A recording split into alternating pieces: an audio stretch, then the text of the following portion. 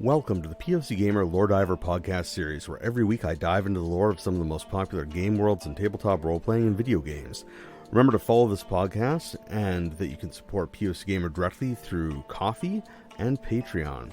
This week, the Lizardfolk of D&D. Now, getting into the background. Before I begin, remember that all of this is old lore for the most part, and that until it appears in a 5th edition book, it's only canon if you want it to be at your table. Lizardfolk have the distinction of being one of the oldest monsters in D&D, appearing in OD&D's Greyhawk supplement as the Lizard Man back in 1976.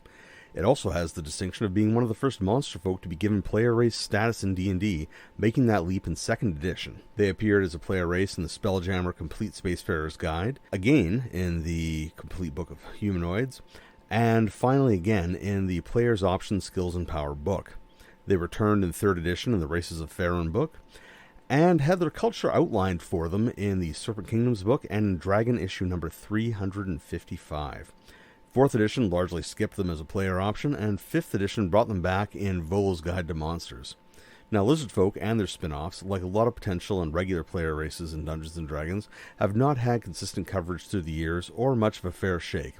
Until 2nd edition, lore was thin on the ground, and they were basically just pop-up targets to replace orcs and goblins in swamps and other semi-aquatic settings. Their lore, developed with the Greyhawk in mind, has been remarkably consistent across worlds, making them an early plug-and-play entry into the game.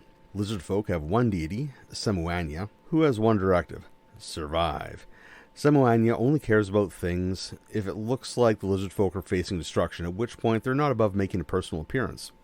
Unfortunately, in true colonialist fashion, as with so many other things in Dungeons & Dragons, Lizardfolk are largely denied cultural or technological sophistication and are depicted as low-intelligent brutes who have managed to achieve might rakes rights style leadership at best. Their main meta plot is arguably confined to the Forgotten Realms, and this is where they had their bulkiest of lore drops, and this is actually portable to most settings. This plot line being the efforts of the evil S01E01, a demon lord, to steal the worship of Lizardfolk from Semuanya. Basically, they're trying to pull a Knoll trick.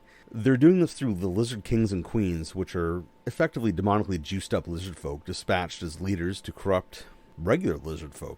There's also a subplot about Esselis, which is the previous and nearly forgotten main deity of the Lizardfolk, who has somehow survived into the modern era, but there's not a lot of data on them.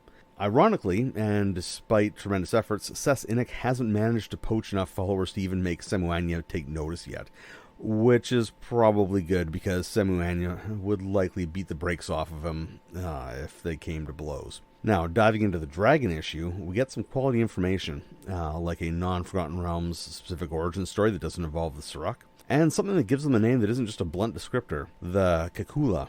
Now, major thrust in their developments, that them being hostile, underdeveloped, killers in marshlands, and everything else like that, those unfortunately stay true, even in the Dragon issue, which kind of sucks. What can be done with Lizardfolk, or perhaps we should better describe them as, Kesuala, or Kekuala, depending on how you want to pronounce that. I'm not sure how to pronounce that, actually. I think there's a lot that can be done with them. Outside of the role-playing opportunities, there's a good opportunity to smoothly blend their setting-specific and non-specific lore that will catapult them from being a D-list stand-in to at least a B-list in terms of things going on with them and potential use in games. The first thing I recommend is dropping the Lizardfolk as a name and letting it apply to the larger family of lizard-esque and related peoples. Use the Kakuala name. I know I've mispronounced that through this entire thing and have pronounced it several times, and I am sorry, but I've been trying to pronounce that all day and it has just not worked out. Back on track, though. Now, it's cooler, and it elevates them somewhat from a colonialist identifier. I'm really a big fan of when lineages and when species have their own names that aren't just descriptions. The next thing I think they could really use is technology. I get it, their deity said survive, but survival in a fantasy world means technology and or magic. Now, they don't have to be a superpower, but in places like the Forgotten Realms, where they're known to have communities in places that are less than friendly, like Chult, the Chultan Peninsula, and in the giant swamp in the Rethild, they need more than just teeth and lithic weapons in order to get by. And by giving them those advantages and by giving them that cultural advantage, that actually gives them a shot at surviving. And absolutely play up the whole demon versus god war over them, because that is a self-writing plotline. Where can you read more? Well, if you want more insights into old lore on the Lizardfolk, I recommend checking out the Serpent Kingdoms, Dragon Issue number 355, the 3rd edition version of the Shining South book, and the 4th edition Forgotten Realms campaign guide. And of course, if you only have, online access or time, read up on them on the Forgotten Realms and Greyhawk wikis.